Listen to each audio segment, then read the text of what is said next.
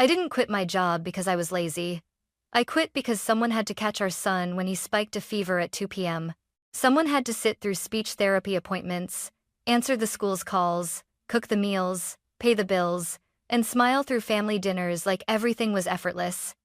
That someone was me. So when my husband lifted his glass at his company barbecue, laughed, and said, "Penelope used to have a career. Now she's basically a loser," I felt the world tilt. People chuckled. A few looked uncomfortable. He squeezed my waist like it was all a joke. But it wasn't. I had given up my paycheck, my promotions, my independence so he could chase his. I had traded business meetings for bedtime routines, client calls for carpool lines.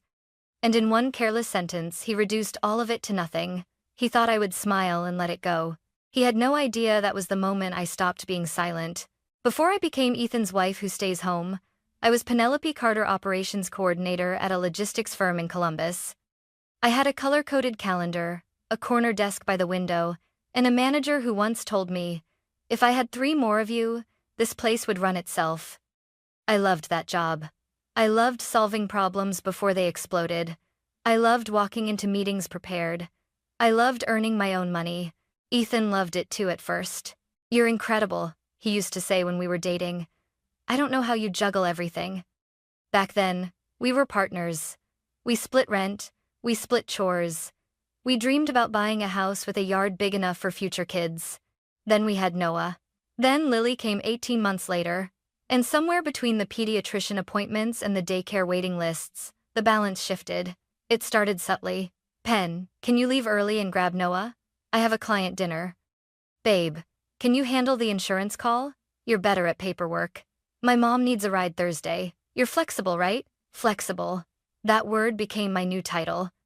When Ethan got offered a promotion, more pay, longer hours, travel twice a month, he framed it like an opportunity for both of us. "This is our breakthrough," he said, pacing our kitchen with excitement. "If I take this role, we'll finally be comfortable." I stared at the spreadsheet open on my laptop. Daycare costs had just increased. My salary covered most of it. His promotion would raise our income, but not enough to offset constant last-minute absences from my job. Because when a child gets sick, it's not a shared inconvenience. It's a decision. And somehow, it was always my decision to make. The third time I had to leave work early in 2 weeks, my supervisor called me in. "We value you, Penelope," she said gently. "But leadership requires consistency." Consistency. I drove home with that word echoing in my head. That night, Ethan wrapped an arm around me while I cried quietly on the couch. "You don't have to keep killing yourself," he said softly. "Quit for a while. Stay home with the kids. I'll handle the money." "For how long?" I whispered. "Just until things stabilize," he promised. "It's temporary." Temporary sounded safe. Temporary sounded strategic. Temporary sounded like I wasn't giving up who I was, just pausing her. So I drafted my resignation email at 11:47 p.m., staring at the blinking cursor like it was asking me one last time if I was sure. I hit send. The next morning, I made waffles shaped like dinosaurs and told myself this was an investment in our family. Ethan kissed my cheek on his way out the door. "You're amazing," he said. "I couldn't do this without you." And I believed him. What I didn't realize was that "I couldn't do this without you" would slowly turn into "you don't do anything." And temporary would start stretching into something that felt permanent. The first few weeks at home felt almost peaceful. I convinced myself this was a reset. I organized closets. I deep-cleaned the pantry. I scheduled pediatric checkups and dental cleanings like I was managing a small corporation, which, in a way, I was. Noah needed speech therapy twice a week. Lily had recurring ear infections. Ethan's mother, Marjorie, called every other day with something she just couldn't figure out online. I became the central processing unit of our entire household. If the dishwasher broke, I handled it. If the school sent an email, I responded. If Ethan forgot a birthday gift for his colleague, I ordered it and signed both our names. And yet, when someone asked Ethan how things were going, he'd smile and say, "Busy." I'm carrying a lot right now. Carrying. I swallowed that word more times than I can count. One evening, after I had spent 3 hours juggling dinner, bath time, and helping Noah sound out his reading homework, Ethan walked through the door and frowned. "It's loud," he said. I blinked at him. They're 5 and 3. He loosened his tie. I've had meetings all day. I just need quiet. I wanted to scream. I haven't sat down since 6 a.m. Instead, I said calmly, "Can you take over bath time?" He hesitated. "I just got home, Pen. And I never left," I replied. He didn't answer. He just grabbed his phone and scrolled while I wiped spilled milk off the counter. It wasn't explosive. It wasn't dramatic. It was erosion. Little by little, the respect shifted. He started making comments about money. Do we really need organic strawberries? Why is the electric bill higher? Did you check for coupons? I stared at him one night, stunned. Ethan, I don't buy anything for myself. He shrugged. I'm just saying, we're on one income now. One income. Like I wasn't contributing. Like I wasn't the reason he could stay at the office until 8 p.m. without worrying who was picking up the kids. Then came the bank account conversation. I noticed I didn't have direct access to our main savings anymore. I assumed it was a mistake. Hey, I said lightly. Can you send me the login details again? He didn't look up from his laptop. I'll handle it. I know, I said carefully. But I'd like access too. His jaw tightened. Why? The question stunned me. Because I'm your wife. He exhaled sharply, like I was being unreasonable. You don't need to stress about finances. That's my role. My role. His role. Somewhere along the way, we had stopped being partners and started being departments. And mine didn't come with authority. Marjorie noticed the shift too and leaned into it. She began dropping by unannounced, inspecting my kitchen like a supervisor. You must be exhausted, she'd say sweetly. It's hard when you don't have a real outlet. I smiled tightly. Raising children is real. She would pat my arm. Of course, dear, but Ethan works so hard. It's good he has someone holding down the fort. Holding down the fort. As if I were a placeholder. Temporary. Replaceable. That word again. One night, after Marjorie left, I told Ethan how her comments made me feel. He sighed dramatically. She doesn't mean it like that. She treats me like I'm unemployed, I said. Well, he replied. Not unkindly, but not kindly either. Technically. I stared at him. Technically. I repeated. He shrugged. You don't bring in income. There it was. Not cruel. Not shouted. Just factual. In his mind. I went upstairs that night and looked at my reflection in the bathroom mirror. My hair was tied back in a messy knot. There were faint circles under my eyes. My hands were rough from constant cleaning and washing. I tried to remember the woman who negotiated contracts and led meetings. She felt far away. And for the first time, I wondered if Ethan preferred it that way. The company barbecue was Ethan's idea. It's important, he said a week before the event, standing in front of the mirror adjusting his cufflinks. Greg will be there. His wife too. I want us to look solid. Solid? I asked. You know, he said vaguely. Happy. Stable. Supportive. Supportive. I nodded slowly. Of course. He kissed my cheek like that, settled it. The morning of the barbecue, I woke up early to pack snacks. Sunscreen, spare clothes, wipes, juice boxes, the invisible checklist that followed me everywhere. I dressed Noah in a polo shirt and Lily in a yellow dress that she insisted was her princess outfit. Ethan wore a crisp navy shirt and the watch he'd bought after his promotion. You look great, he told himself in the hallway mirror. Then he glanced at me. You look fine, he said. Fine. I swallowed the flicker of irritation and forced a smile. The park was already buzzing when we arrived. Folding tables, balloons, coworkers laughing too loudly, kids chasing each other near the playground. Ethan straightened the moment we stepped out of the car. Remember, he murmured, leaning toward me. Just relax. Don't overthink anything. I blinked. Overthink what? Just don't bring up stress stuff, he said quickly. Let's keep it light. Light. I balanced Lily on my hip while Ethan shook hands and clapped backs like he was running for office. Ethan. Someone called. Man of the hour. He laughed, broad and confident. This is my wife, Penelope, he said proudly, pulling me forward. A woman with sharp eyes and a warm smile stepped closer. I'm Samantha, she said. I've heard so much about you. Oh? I replied carefully. Samantha smiled. Ethan says you keep everything running at home so he can focus on work. That's impressive. I hesitated for half a second too long. Impressive. I wasn't sure if that word was meant as admiration or consolation. Well, I said evenly. Someone has to make sure the wheels don't fall off. Ethan squeezed my shoulder too tight to be affectionate. See? He said lightly. She's got it covered. Got it covered. As if the house, the kids, the bills, the scheduling, the emotional labor were just background noise in his success story. Then Marjorie arrived. Of course she did. She stepped out of her car like she was walking into a gala instead of a park. "Oh, Ethan," she exclaimed, hugging him dramatically. "Look at you." Then she turned to me. "Penelope," she said sweetly, eyes scanning me from head to toe. "Still enjoying your little break from work?" "Little break. It's not a break," I replied calmly. "It's parenting." She tilted her head. "Of course, dear. But you'll go back eventually, won't you? It's healthy too. Have something of your own." I almost laughed. Healthy. As if I hadn't surrendered the most stable thing I had. Before I could answer, Ethan jumped in. "We'll see," he said casually. "Right now it makes sense for her to stay home." Makes sense. Like it had been a joint business decision instead of a slow narrowing of options. Noah tugged my hand. "Mom, can you push me on the swings?" "Yes," I said immediately. Ethan didn't offer to help.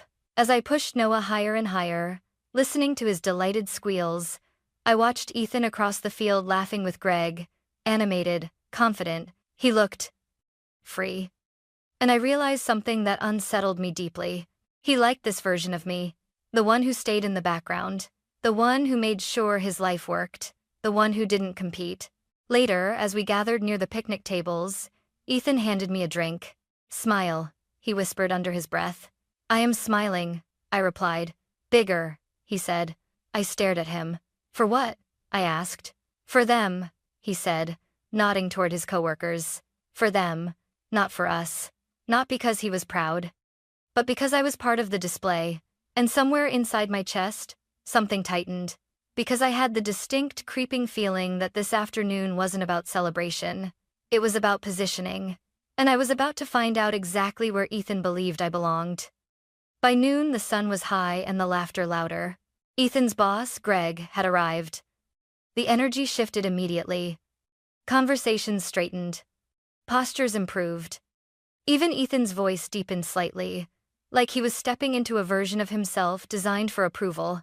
Greg was older, observant, the kind of man who didn't miss much. His wife stood beside him, polite but watchful. Ethan guided us toward the picnic tables where drinks were being refilled. "Let's do a quick toast," Greg said casually. "To the team. Strong quarter." Plastic cups lifted. Ethan grinned, stepping forward before anyone else could speak. "Honestly," he began, projecting confidence, "this promotion has been intense, but I've had amazing support." He gestured to his coworkers. Applause. Then he slid an arm around my waist. "And of course, my family." I felt his hand press into my side, not painful, just firm enough to anchor me. "Couldn't do it without Penelope," he added. A few people smiled warmly. For half a second, I thought maybe I'd misjudged him. Then he laughed. "You know, she used to have a real career," he said, shaking his head playfully. "Now she's basically a loser who bosses around toddlers all day." A few chuckles broke out, uncertain, reflexive. I didn't laugh. The air thinned. Someone coughed.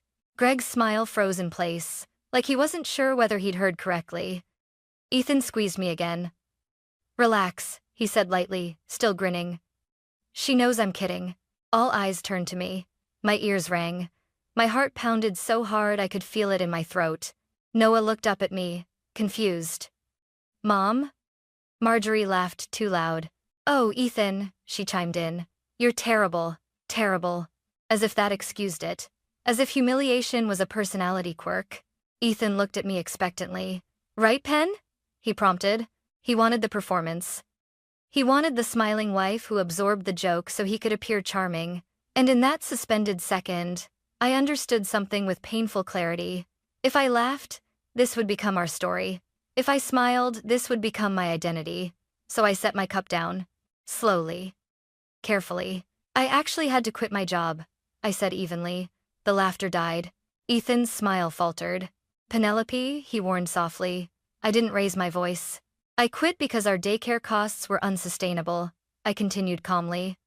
Because someone had to leave work when Noah got sick. Because someone had to coordinate therapy appointments and manage the household. Greg shifted slightly, attentive now. I kept going. And Ethan asked me to step back so he could step forward. Ethan's jaw tightened. That's not what he began. But it's what happened, I replied gently. The word gentle landed harder than anger ever could. Samantha spoke quietly from the side. That's not being a loser. Ethan shot her a look. Okay, he said quickly, forcing a laugh. This is getting dramatic. No, I said. It's getting honest. Silence again. The kids' laughter from the playground felt distant, like it belonged to another world. Marjorie stepped forward, her smile brittle. Penelope, don't make a scene. I turned to her. I didn't start the scene. Ethan leaned closer, lowering his voice so only I could hear. Stop, he hissed. You're embarrassing me. And that word embarrassing snapped something into focus. I've been embarrassed for years, I replied, just as softly. He blinked. I straightened my shoulders. I gave up financial independence, I said to the group. I gave up career progression. I manage every invisible detail of our lives so Ethan can work late and travel. That's not failure. No one interrupted me now. And if we're going to label anyone, I added carefully, maybe we should start by asking why unpaid labor is considered worthless. Greg cleared his throat. That's a fair point, he said cautiously. Ethan stared at him in disbelief. Greg continued, measured. Partnership means mutual respect. Ethan's composure cracked slightly. It was a joke, he insisted. A joke is funny to both people, Samantha replied quietly. The sentence hung in the air like a verdict. For the first time, I saw it not anger in Ethan's eyes, not dominance. Fear. Not of me. Of losing control of the narrative. I didn't yell. I didn't insult him back. I simply reached into my purse and pulled out my phone. I'm done being the punchline, I said. Ethan stepped back, stunned. Penelope, what are you doing? Setting a boundary, I answered. He opened his mouth, but nothing came out. Greg glanced at Ethan, then at me. Maybe, Greg suggested carefully. This conversation would be better continued privately. I nodded. Yes, I agreed. Privately. With clarity. Ethan's breathing was uneven now. You're blowing this out of proportion, he muttered. No, I replied. You minimized my life. That's proportionate. I bent down, taking Noah's hand. Then Lily's. We're going home, I said calmly. Ethan reached toward me instinctively, then stopped himself, aware now of the watching eyes. Don't do this, he whispered. I already did, I said. And as I walked away, not storming, not crying, just steady, I realized something powerful. The humiliation he intended for me had circled back. Because the only person who looked small in that moment wasn't me. The drive home was silent, except for the hum of the tires against the pavement. Noah stared out the window. Lily dozed off, her head tilted awkwardly against her car seat. I kept my hands steady on the wheel, even though my pulse hadn't slowed. I wasn't shaking anymore. I was clear. Ethan's car pulled into the driveway seconds after mine. He got out quickly, slamming his door harder than necessary. The front door barely closed before he started. What was that? He demanded, pacing across the living room. Have you completely lost it? I calmly helped Noah take off his shoes. Upstairs, buddy, I said softly. Mom needs to talk to Dad.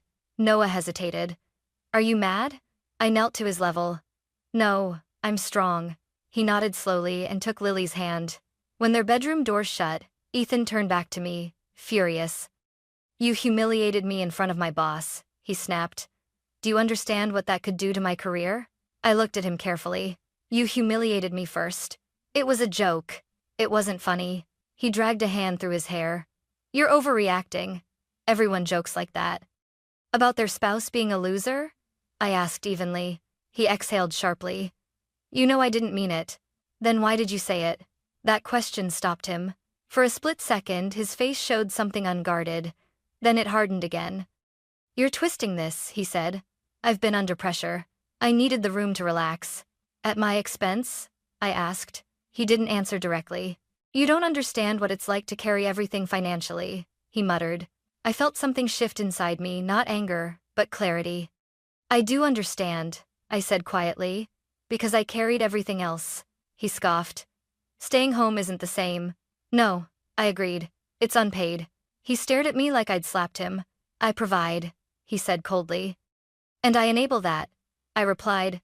Without me managing our home, you wouldn't have the time to provide. He shook his head, pacing again. You're trying to make me the villain. I'm trying to make you accountable. The word hung heavy between us. Accountable. Ethan stopped pacing. What do you want? He asked finally, his voice lower now. It wasn't soft. It was calculating. I want respect, I said. I want access to our finances. I want shared responsibility. And I want you to stop minimizing what I do. He laughed once short and incredulous. So you blow up my work event to get that? I didn't blow it up, I replied calmly. I told the truth. You could have waited until we were home. And you could have kept my name out of your joke. Silence.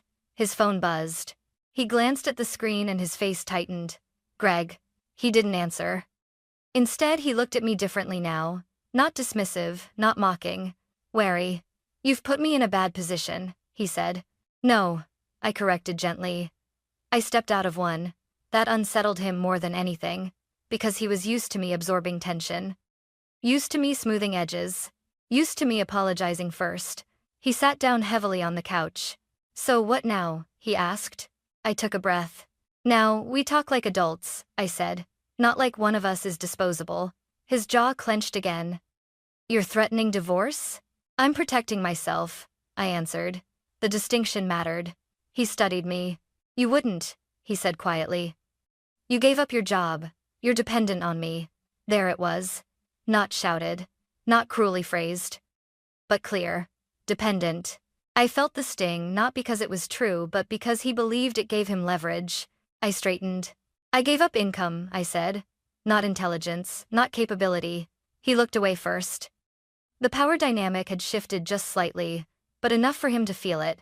Upstairs, Lily started crying. Without thinking, I moved toward the stairs. Ethan didn't follow, and that small detail told me everything. He wanted control, but he still expected me to do the work. At the top of the stairs, I paused. I realized something crucial in that quiet hallway. The barbecue wasn't the real turning point. The real turning point was this moment when he tried to remind me of my dependence, and I didn't shrink. Downstairs, I could hear him pacing again, muttering under his breath. But for the first time in years, I wasn't afraid of the silence, because I understood something now. He hadn't called me a loser because I was weak. He called me that because my strength made him uncomfortable. And now that strength was no longer invisible. And that scared him more than anything I had said at that picnic table. The next morning, I didn't slam doors. I didn't cry. I didn't yell. I woke up at 6:15 a.m., made coffee, packed lunches, braided Lily's hair, and signed Noah's reading log like I had every other weekday for the past 3 years. Ethan came downstairs quieter than usual. Morning, he said cautiously. Morning, I replied, neutral. He studied me like he was trying to gauge whether a storm was coming. But I wasn't a storm. I was strategy. After the kids left for school, I sat at the kitchen table with my laptop. For the first time since I resigned, I opened a new document titled Household Contributions and Financial Overview. I listed everything. My previous salary, the retirement contributions I had stopped, the health insurance shift, the estimated market value of full-time childcare, the average cost of household management services. Then I did something I should have done years ago. I downloaded our bank statements. Not secretly. Legally. As a spouse with joint access to shared accounts access, Ethan had slowly made more complicated over time. I printed pages. Highlighted patterns. Not because I wanted a fight. Because I wanted clarity. Around noon, my phone buzzed. It was Samantha. Hey, just checking in. That comment yesterday didn't sit right with a lot of people. I stared at the message. A lot of people? Greg wasn't impressed, she added. He believes in professionalism. Public disrespect reflects badly. I exhaled slowly. For years, Ethan had operated under the assumption that his behavior existed in a private bubble. Now that bubble had cracks. I replied. Thank you. I appreciate you saying that. A few minutes later, Ethan walked into the kitchen. He saw the papers immediately. What's all that? He asked, tension creeping into his voice. Documentation, I said calmly. Documentation of what? Of reality. He let out a short breath. Penelope, you're being dramatic. No, I corrected, not looking up. I'm being prepared. For what? For options. That word landed harder than divorce ever could have. He pulled out a chair across from me. You're not seriously planning to blow up our marriage over one joke? I folded my hands. It wasn't one joke, I said quietly. It was years of minimization. He leaned back, frustrated. You chose to stay home. I held his gaze. I chose what was necessary, I replied. There's a difference. He opened his mouth, then paused. Because deep down, he knew it was true. The daycare bills had been real. The scheduling conflicts had been real. The exhaustion had been real. What hadn't been real was his promise that it was temporary. I said we'd revisit things, he muttered. You never did, I said. You got comfortable. That word hit him. Comfortable. Comfortable having someone else absorb the invisible load. Comfortable being the sole earner. Comfortable holding financial leverage. I slid one of the printed pages across the table. Do you know what full-time childcare costs in Columbus right now? I asked. He glanced at it but didn't respond. Do you know how much a household manager earns? I continued. Pen. Because if you had to pay market rate for what I do, I said gently, you wouldn't call me a loser. Silence. He stared at the numbers longer this time. This isn't about money, he said finally. It is, I replied. It's about value. His jaw tightened. You think I don't value you? I think you value what I provide, I answered carefully. But not who I am. That landed. He stood up abruptly, pacing again. You're turning this into a legal thing, he accused. I met his eyes. Yes. The honesty startled him. I scheduled a consultation, I added. Not to file anything, to understand my rights. His face drained of color. You're serious? I am. For what? To take the kids? To take half my income? I'm not taking anything, I said firmly. I'm ensuring protection. Protection from me? He asked, offended. From imbalance, I clarified. He ran a hand through his hair. This is insane. No, I said calmly. What's insane is believing someone who gives up financial independence should also give up dignity. He stopped pacing. You're not the same, he said quietly. I considered that. You're right, I replied. I'm not. Because something fundamental had shifted. I wasn't trying to win an argument anymore. I was building leverage, not to hurt him, to equalize the field. That afternoon, I opened a new checking account in my own name. I transferred a modest amount from our joint account legally allowable, documented. When Ethan noticed the notification, he stormed into the kitchen. What did you just do? I opened an account, I said simply. You didn't tell me. I'm telling you now. That's my income, he said sharply. It's our income, I corrected. And this is my emergency fund. For what emergency? He demanded. For the one where respect disappears. He stared at me, stunned. For the first time in our marriage, I wasn't asking permission. And that frightened him more than public embarrassment ever could. That evening, when he tried a softer tone, let's just forget this happened, I didn't soften with him. I don't want to forget, I said. I want to fix. And if I don't agree? He challenged. I didn't raise my voice. Then we formalize everything. He swallowed. Because now he understood something critical. I wasn't emotional. I was informed. And information changes power. For years, he had operated under the belief that my sacrifice tied me to him. But what he hadn't anticipated was this. The same discipline that made me good at my job was now being used to protect myself. And for the first time since I quit, I didn't feel small. I felt capable again. Not because I had a paycheck, but because I had a plan. 3 days after I opened my own account, Ethan came home earlier than usual. That alone told me something. He set his keys down carefully, not tossing them like he normally did. His movements were controlled, deliberate. We need to talk, he said.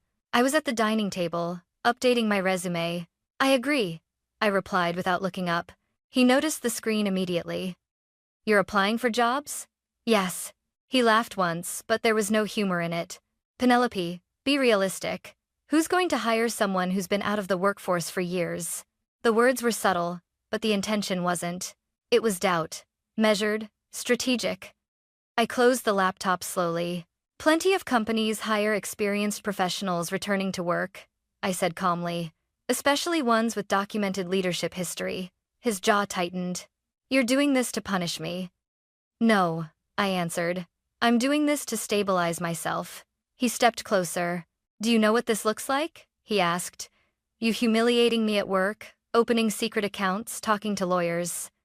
I didn't open a secret account, I interrupted. I opened a legal one. That's not the point. It is, I said quietly. He exhaled sharply and sat across from me. You've changed. I've adjusted. I corrected. He leaned back, studying me in a way that felt almost clinical. You're acting like I'm some controlling monster. I'm acting like I deserve equal footing. He went silent. Then he tried a different tactic. You think I wanted you to quit? He asked, softer now. I didn't force you. No, I agreed. You just made it the only logical option. That's not fair. It's accurate. He rubbed his temples. You're rewriting history. No, I said gently. I'm remembering it clearly. That's when the shift happened. The controlled tone slipped. His frustration cracked open. You don't understand what it's like being responsible for everything, he snapped. The mortgage, the insurance, the risk. I stood up slowly. And you don't understand what it's like having no income and being called a loser in public. The room felt charged. He took a step closer. I said I was joking. And I said it wasn't funny. We stood there, inches apart, not yelling, not touching. Just the space between us filled with years of imbalance. Then he said something that revealed more than he realized. You need me, he muttered. There it was. Not love. Not partnership. Leverage. I held his gaze. I needed you, I said calmly. Now I'm choosing myself. That unsettled him deeply, because dependence had been the foundation of his comfort. If I was dependent, he was secure. If I was secure, he had to compete. The next morning, his phone buzzed repeatedly during breakfast. Greg. Again.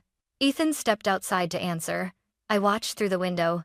His posture was stiff, his face tight. He wasn't laughing. When he came back inside, he avoided my eyes. What did he say? I asked. Nothing, Ethan replied quickly. Just feedback. About? He hesitated. Professional conduct. I nodded slowly. That barbecue comment wasn't just a marital misstep. It had professional consequences.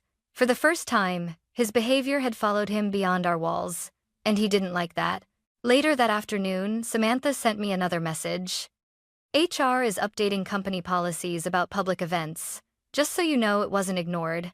I stared at the screen. Ignored. That word echoed.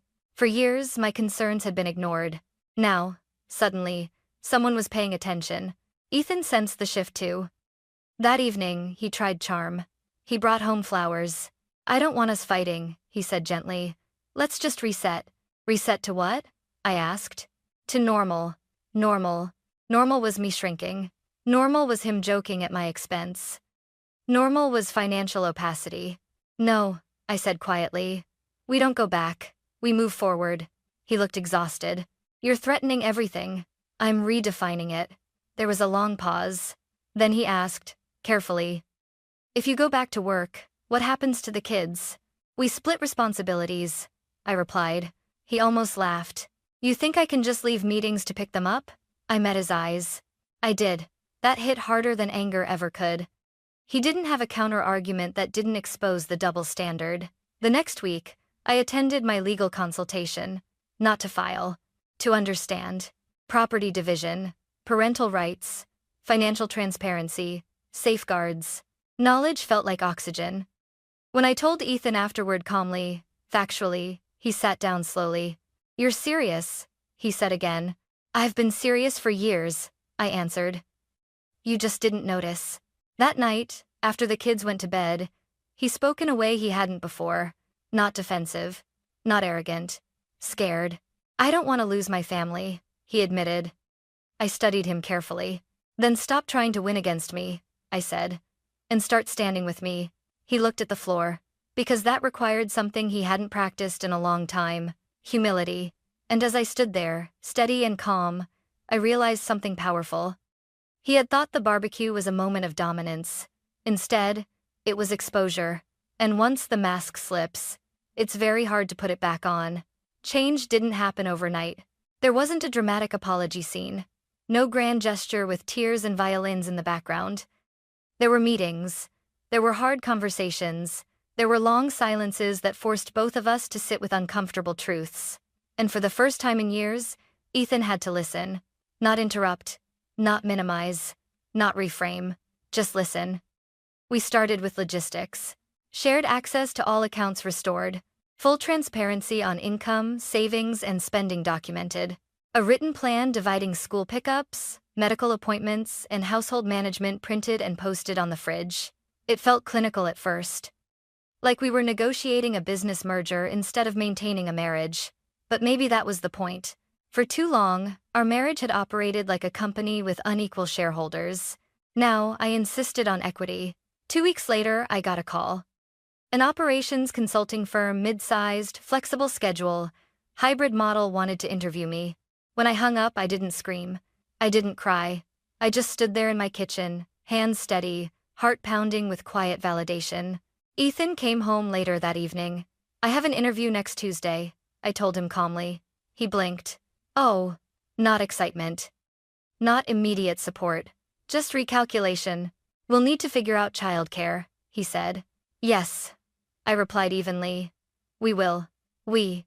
The word hung differently now. The interview went well.